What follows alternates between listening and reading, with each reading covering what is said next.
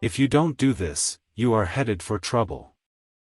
Back in 1898, a tragic thing happened in Rockland County, New York. A child had died, and on this particular day the neighbors were preparing to go to the funeral. Jim Farley went out to the barn to hitch up his horse. The ground was covered with snow, the air was cold and snappy, the horse hadn't been exercised for days, and as he was led out to the watering trough, he wheeled playfully, kicked both his heels high in the air, and killed Jim Farley. So the little village of Stony Point had 2 funerals that week instead of 1. Jim Farley left behind him a widow and 3 boys, and a few $100s in insurance. His oldest boy, Jim, was 10, and he went to work in a brickyard, wheeling sand and pouring it into the molds and turning the brick on edge to be dried by the sun. This boy Jim never had a chance to get much education. But with his natural geniality, he had a flair for making people like him, so he went into politics, and as the years went by, he developed an uncanny ability for remembering people's names.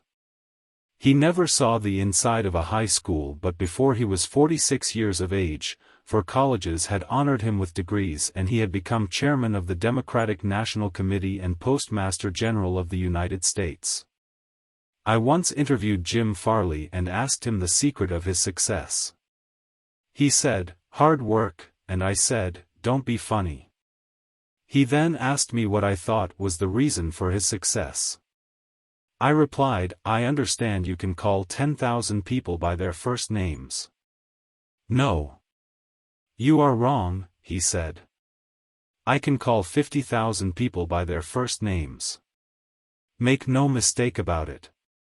That ability helped Mr. Farley put Franklin D. Roosevelt in the White House when he managed Roosevelt's campaign in 1932. During the years that Jim Farley traveled as a salesman for a gypsum concern, and during the years that he held office as town clerk in Stony Point, he built up a system for remembering names. In the beginning, it was a very simple one. Whenever he met a new acquaintance, he found out his or her complete name and some facts about his or her family, business, and political opinions. He fixed all these facts well in mind as part of the picture, and the next time he met that person, even if it was a year later, he was able to shake hands, inquire after the family, and ask about the hollyhocks in the backyard. No wonder he developed a following. For months before Roosevelt's campaign for president began, Jim Farley wrote hundreds of letters a day to people all over the western and northwestern states. Then he hopped onto a train and in 19 days covered 20 states and 12,000 miles, traveling by buggy, train, automobile, and boat. He would drop into town, meet his people at lunch or breakfast, tea or dinner, and give them a heart-to-heart talk. Then he'd dash off again on another leg of his journey. As soon as he arrived back east, he wrote to one person in each town he had visited, asking for a list of all the guests to whom he had talked.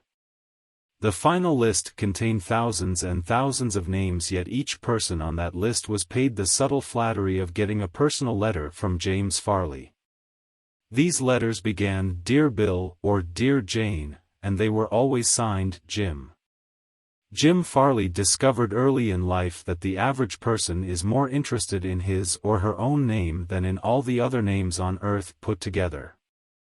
Remember that name and call it easily, and you have paid a subtle and very effective compliment. But forget it or misspell it and you have placed yourself at a sharp disadvantage. For example, I once organized a public speaking course in Paris and sent form letters to all the American residents in the city. French typists with apparently little knowledge of English filled in the names and naturally they made blunders.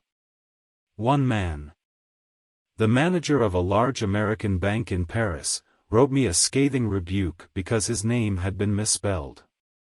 Sometimes it is difficult to remember a name, particularly if it is hard to pronounce. Rather than even try to learn it, many people ignore it or call the person by an easy nickname. Sid Levy called on a customer for some time whose name was Nicodemus Papadoulos. Most people just called him Nick. Levy told us, "I made a special effort to say his name over several times to myself before I made my call. When I greeted him by his full name, 'Good afternoon, Mr. Nicodemus Papadoulos,' he was shocked. For what seemed like several minutes there was no reply from him at all. Finally, he said with tears rolling down his cheeks, 'Mr. Levy, in all the 15 years I have been in this country, nobody has ever made the effort to call me by my right name.'" What was the reason for Andrew Carnegie's success?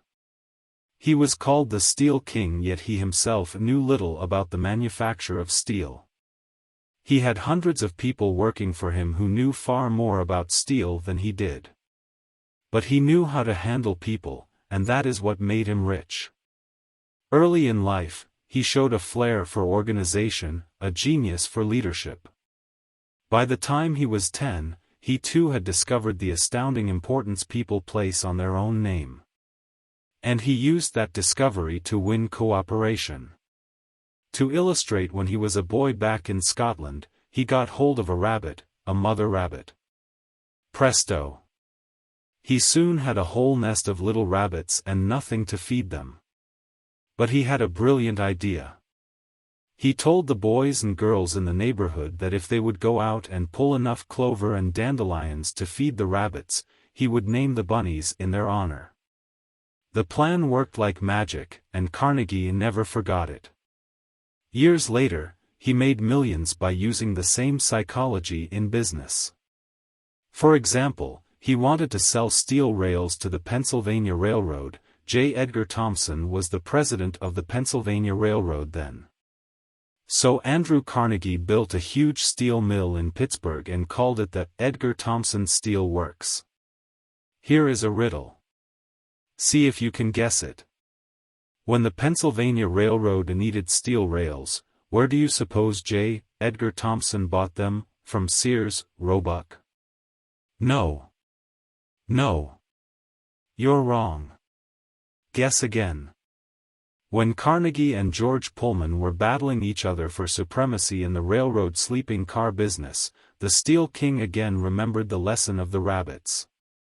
The Central Transportation Company, which Andrew Carnegie controlled, was fighting with the company that Pullman owned. Both were struggling to get the sleeping car business of the Union Pacific Railroad, bucking each other, slashing prices, and destroying all chance of profit.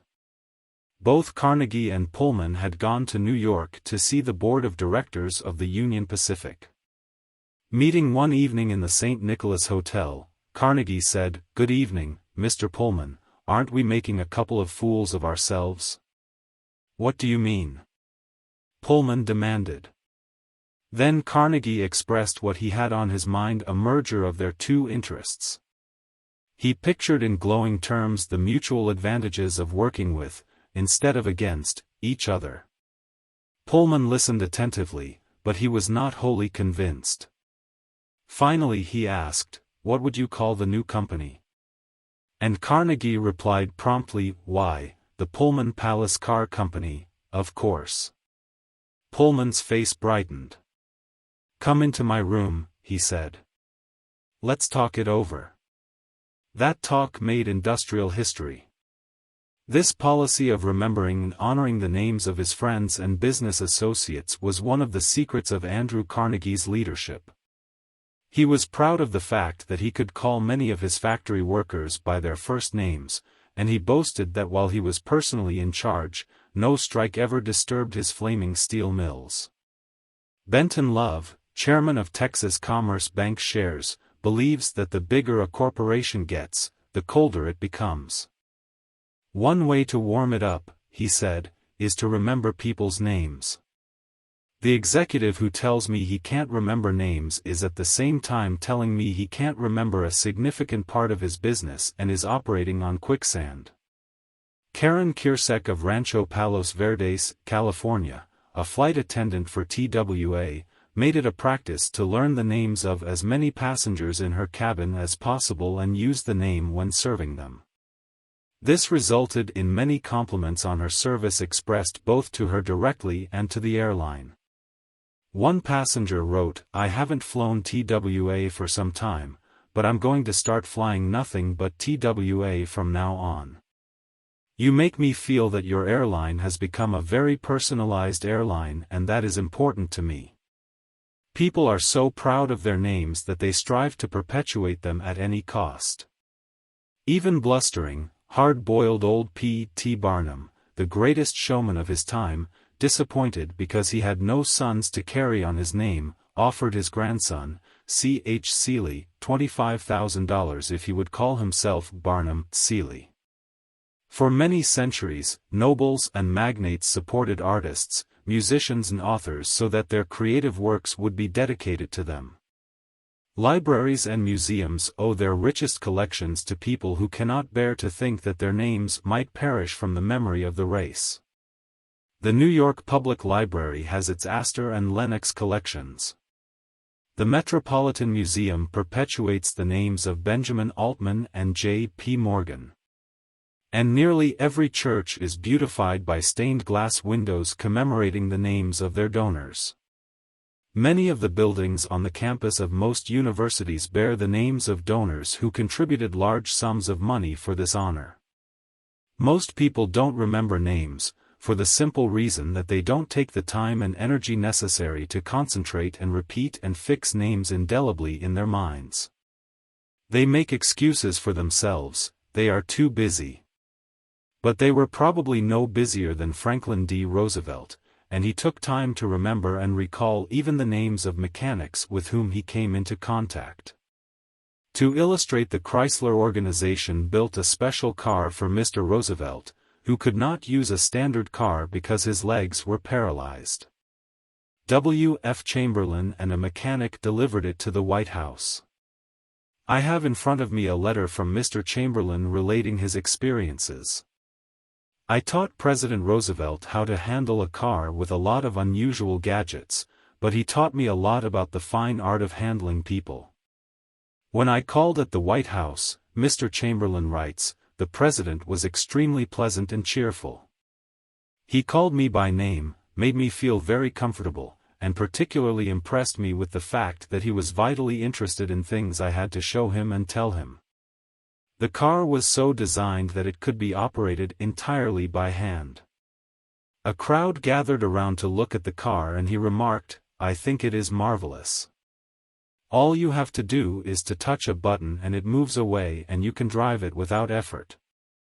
I think it is grand, I don't know what makes it go.